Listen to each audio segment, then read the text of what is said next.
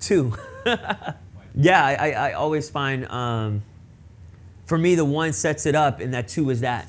What, like, you know what I'm saying? I prep on that one, and that two comes in. It's all, you know, it's all from there. It just goes.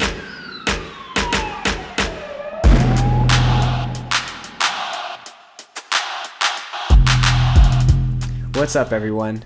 My name is Zadie, and I am a dancer and choreographer from Seattle, Washington. I work for a research education organization called Foundry 10, and we expand the way people think about learning. Here on this show, we aim to help dancers gain knowledge and insight from industry professionals. On today's very first episode of The Motion, we brought in a very special guest. He is not only a highly sought out choreographer and mentor in Los Angeles, California and Seattle, Washington, but he is also the founder and creator of KreativMndz Dance Academy and KreativMndz Dance Complex. Introducing Kolanie Marks. So, once again, thank you for being here. Thank you. I'm excited to be here, man. I'm super excited. Yes. Thank you for having me. Let's get it. Mr. Kolanie, how did you find dance? And what were the moments where you were like, yup, I'm doing this? Okay, dance truly is my life.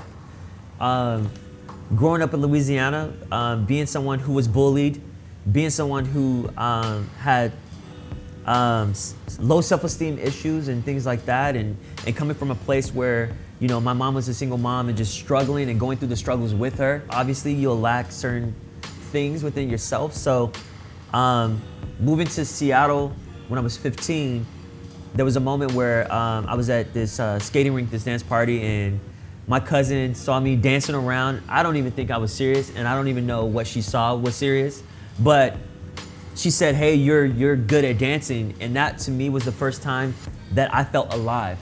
You know, that was the first time that I believed in myself, even though I didn't know what I was doing, but it was just the first time that I've ever really felt those words come to me. So hearing that, I was like, what? That feels great. Let me take that. I'm gonna put that in my back pocket. That made me feel really, really good, right? And coming alive from that made me want to figure out why that made me feel that way and what can I do about it so I can continue to feel that way, right? So that's when I started researching dance and getting into breakdancing and doing all these other things, and which led me to where I'm at now. Well, I want to hear about your entrepreneurship. Like, I know you are someone who's done a lot of business ventures. Mm-hmm. So you own 2 studios right now, one here in Seattle and one in LA. Can you tell me a little bit about KreativMndz?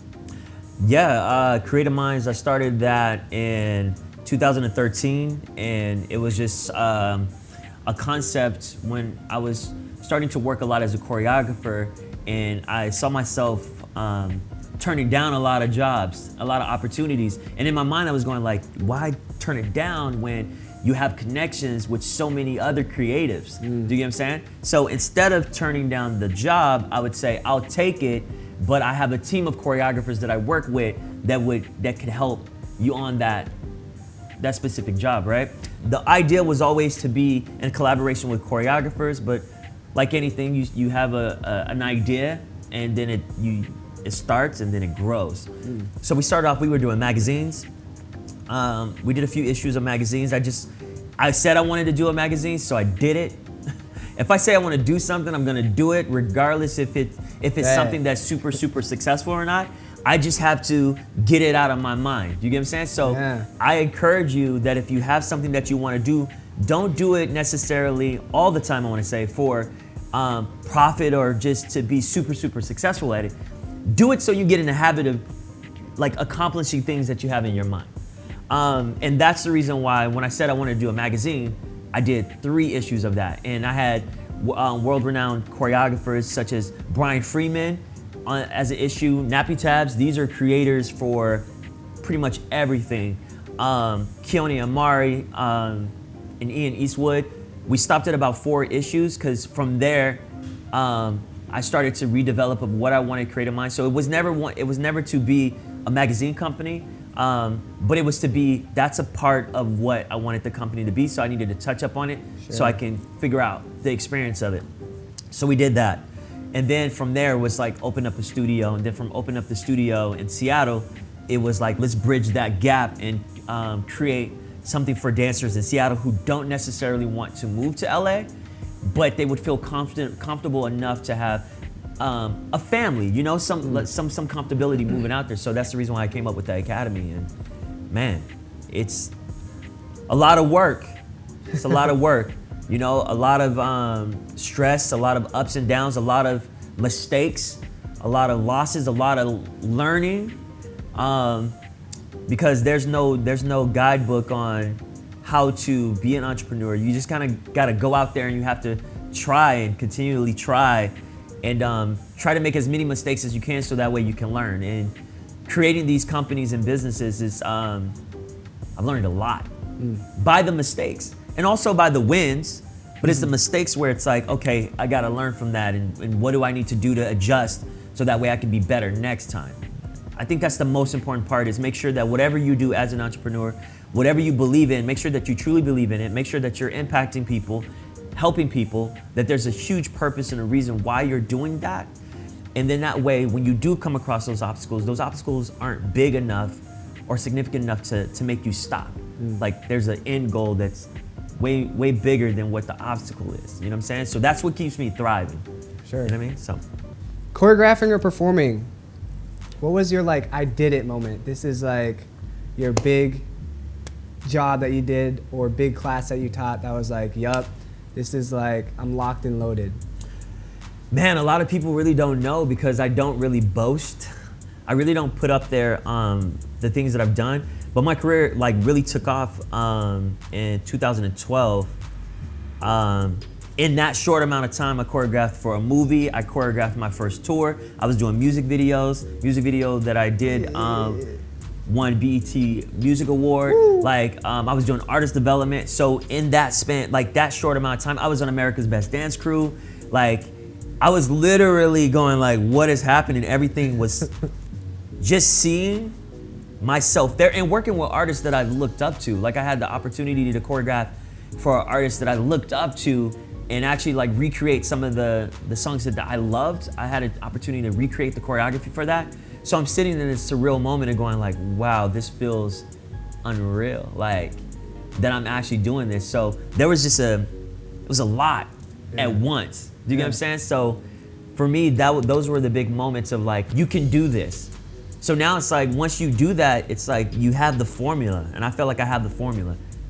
I would say the most exciting thing for me is like artist development. For some reason, I just like the developing of artists and helping them get to their best self. So for me, that's where like I really thrive, is seeing someone develop themselves into their full potential, you know?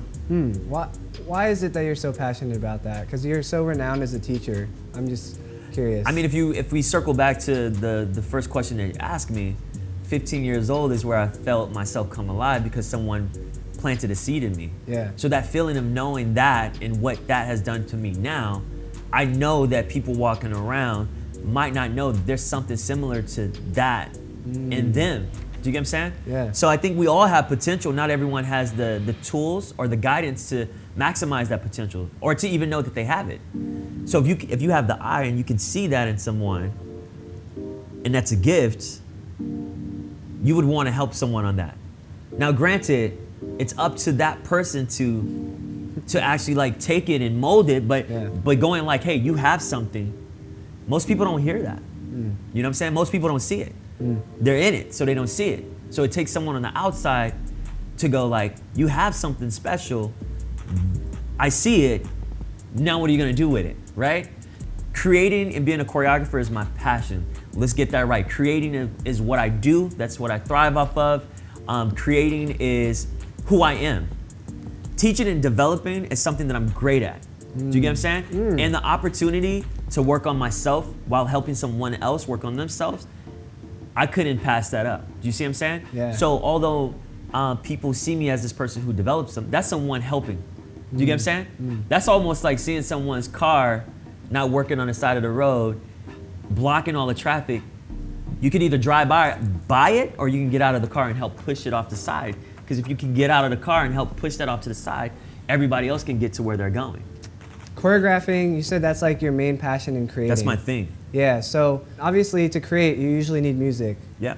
Name like your top 3 all-time favorite artists of this Man, whole life. I listen to so much music, and I definitely would say Chris Brown. Just because when you're creating all the time, I rarely listen to music just to listen to it. I'm always listening to music to create. Oh, interesting. So Chris Brown, I feel like, has a catalog of music that I can just go into and create that I resonate with.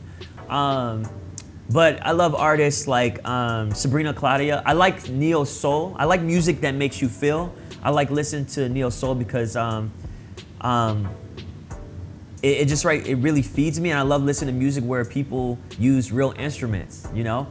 I like listening to things where people had to create it, like learn a certain skill set throughout the course of their life to produce that. So when you're listening to music like neo soul, and you got people on the piano, the keys, the drums, it's a collective. You're not just listening to the artist, but the collective of that whole entire experience are people who have committed themselves to their passion.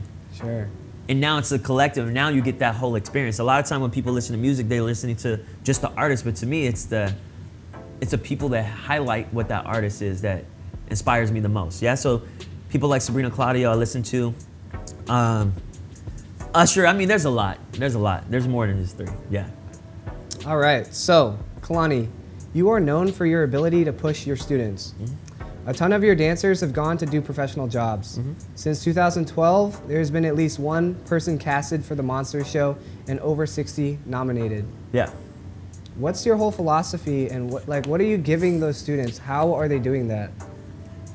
Well, I mean, one, you got to understand what people are really want to do, what they want to do with it, right? You got to kind of figure that out in the beginning. So for me, I think this is the problem. Sorry, hit my mic. I think this is the problem that I think a lot of people have when you have teachers. We try to make everyone teach a certain type of way to fit what we need, and that's not the point of teachers. You have to have a beginning teacher, you have to have an intermediate teacher, you have to have an advanced teacher. So when you're coming to Kolanie, you have to know why you're coming to me. If you want to do dance for a hobby, I'm not the guy to work with. You get what I'm saying? Not because it's not dance, it's just because there will be a lot of pressure because I'm focusing on career. I'm focusing on, and let me bring that back. Even if you want to do dance as a hobby and your thing is growth and self-development within your craft and your artistry, then yeah, I'm your guy. You know what I'm saying? So everyone who comes to me wants to level up, therefore it's a perfect match. Do you get what I'm saying? Now you're matching like a great student with a great teacher, bam, you know what I mean? So you're gonna get results, you know? And a teacher is only as good as the students. So the success of those people is because of themselves. You know what I mean? Because they had to do the work. You know, they had to listen, they had to be coachable, they had to take in the information, they had to apply it. And that's what makes me a great teacher, is because they were great students. We train to be ready so we don't have to get ready, you know? Going to Monsters is a great experience to train, but also you're in front of all of these choreographers that are leading in the industry of creating and working with so many different artists. So the opportunities to be in front of these people is insane for me. So for me, I'm gonna train my dancers to go there and show out. So for me, it's like, we're gonna go to Monsters and show what we've been training on. So to them, they're going to showcase all the work that they've been working on throughout the year. And that's the reason why they're able to stand out in those cases, you know what I mean? So that method has really, really worked for me over the years. And let's get something very, very clear. I don't go around claiming to be the best trainer in the game. There's so many people that are amazing, and you have to figure out who resonates with you. And I think a lot of people, they want to work with me because they want to work with me, don't realize that I'm hard. So there's a tug of war, like, I want to work with you, but he's hard. No, you got to figure out who resonates with you, so that way you have a perfect match. So that way you're not walking into the room with a choreographer that's good at doing this, and you're demanding them to do something else that's differently from what they do, and now there's a clashing of the experience. You get what I'm saying? But when I first went to Monsters, there was a dance agency. This was back when they were recruiting dancers at Monsters. A huge agency in LA approached me about why my dancers dance a certain type of way. So this was before Crazy. This was before I knew I was even doing anything. Yeah. She asked me, why do your dancers dance this way? I was like, I don't know, like we just dance. She's like, no, like there's something about the dancers that you're working with. So this was before I even knew that I was training people differently. So I was taking a look at your Instagram, and I noticed that you're the type of person to post a lot of tips. Yeah. And some tips that really stuck out to me was your post specifically about people moving to LA. Can you kind of give us a rundown of kind of what that post said, or just your tips in general about moving to LA? Just over my years of seeing people go out for their dreams, I think people are never prepared enough. You know, it's one to be talented and believe in yourself, but then there's a whole nother, there's this concept that I have in my mind that's always there, the dream versus the reality.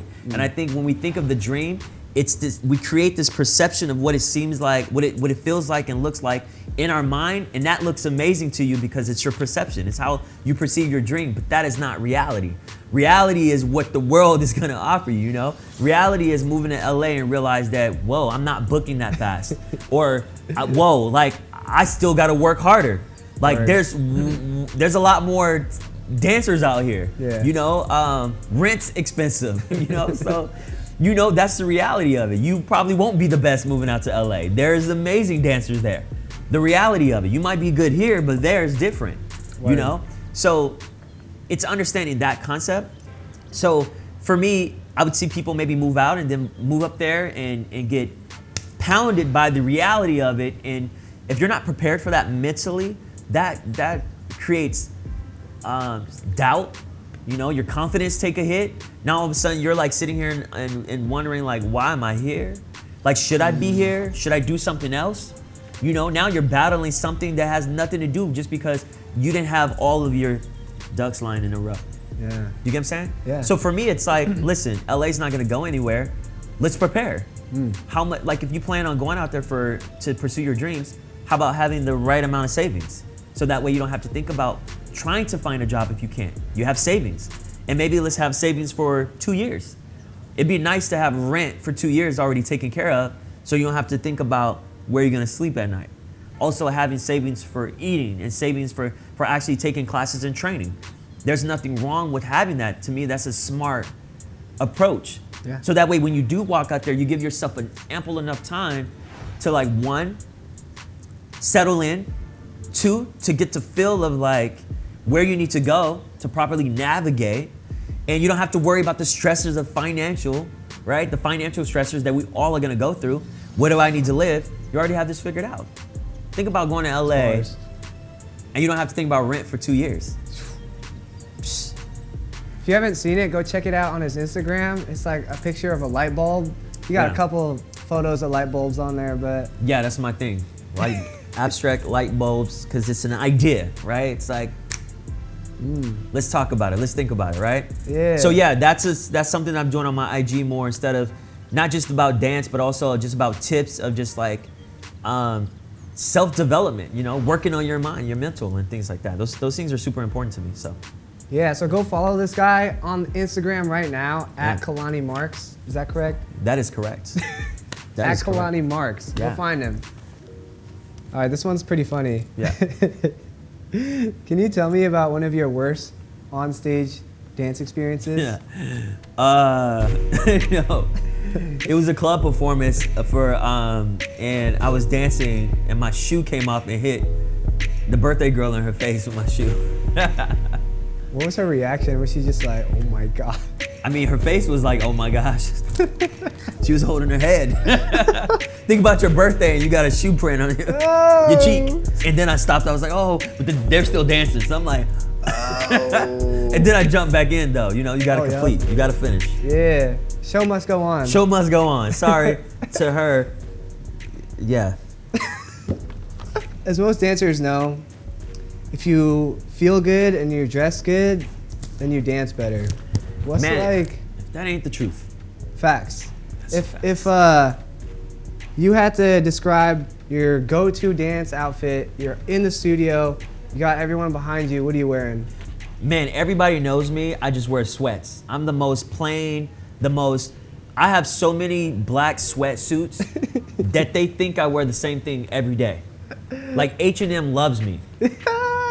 I'll literally, I have so many. It's just I'm so simple when it comes to that, because I did try this, and this concept of like dressing good, feeling good works. But for me, feeling comfortable and dancing and sweating and like, I'm okay with that. I think it's about feeling confident within yourself. So whatever you need to do to feel confident within yourself, you do that. For me, it's about where I'm at physically versus like what I'm wearing. You know what I'm saying? So I could wear all black or anything, but as long as I'm confident within myself physically, it doesn't matter what I'm wearing. It's because it's all about how I feel within myself so I can dance. But some people, they have to have the fitted and matching shoes and like that. For me, I want to get to, you know what I'm saying?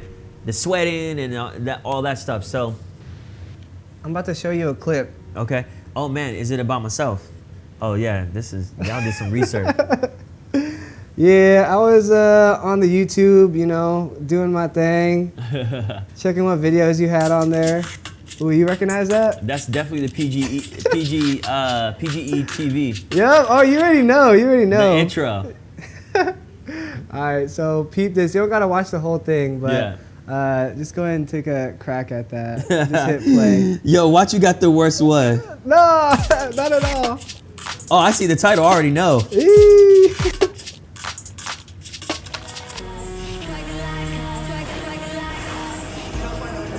What am I wearing? This is this is like the perfect example of why I don't care about what I wear. Yo boy will be in a trench coat dancing.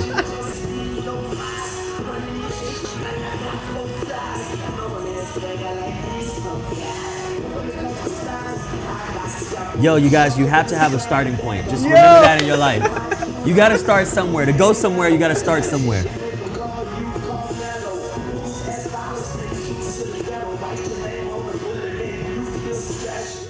You know, when I think about this clip, that's the reason why I train people so much, is because me falling in love with dancing was never, I didn't get the studio training. You know what I'm saying? So it's all like self-taught. It was further on later when I went to go start taking classes, you know what I'm saying? And I knew that I needed a little bit more development, you know? So that's the reason why I'm so big about training, because if I would have had that then, you know, what you would have been watching would have been so much better, right? And there's so many dancers that start dancing since they're 3 in the studio up, and they have all this technical training, and they have like, they're more acquainted with their body and, you know, how to properly execute and all those different things. So a lot of times you have street dancers like us that, you know, we come from the freestyle culture or like the b-boy scene and stuff like that, and we transition into choreography, but it's not polished, it's not developed, it's just what we know and what we do. So that's the reason why I'm so big about training, because then you can really express yourself the way you want to. You get what I'm saying? Because a lot of the times it's harder to articulate what you feel inside if you're not fully able to execute it properly. Do you ever watch like old clips of you from back then? Bro, like that? Listen, I watch old clips and I want to throw my computer. Yeah, same. I want to get anybody who posts a video of me back in the day, I'm coming to find you, because we're erasing that off your hard drive. You can't blackmail this blackmail. Hey, that's bars. All right. As we come to the closing of the show, man, I just want to say thank you so much for coming out here to the Foundry 10 office. Yeah, honored, man. And doing this interview and sharing all this like amazing information to all y'all students out there who are watching. The last thing I want to say, man, is like the universe is yours. What do you want to put out there? Man, you know, it's I just want to be my best self, you know? As a man, as a father, as a mentor, I just want to be the best version of myself. And until I reach that person, that's always gonna be what I'm working on, you know? And I feel like working on that first, all these other things are gonna fall into place. So definitely I would say to you guys, just a little bit of advice is to be patient with yourself. Be gentle and kind with yourself in anything that you do. Give yourself enough time to make mistakes, but also give your all, you know? Be consistent, because I believe consistency and momentum are some of the keys to success. Who you are as a person and working on yourself and defining who you are as a person is the biggest thing. And loving people and loving yourself is always gonna be the most important thing. And if you have a gift, understanding that that gift is to give and taking that and owning that and using that to impact other people's lives is going to be the most beneficial thing I think that we could do in our lives. You know what I mean? So that's in the universe for me. That's bars. Yeah, man.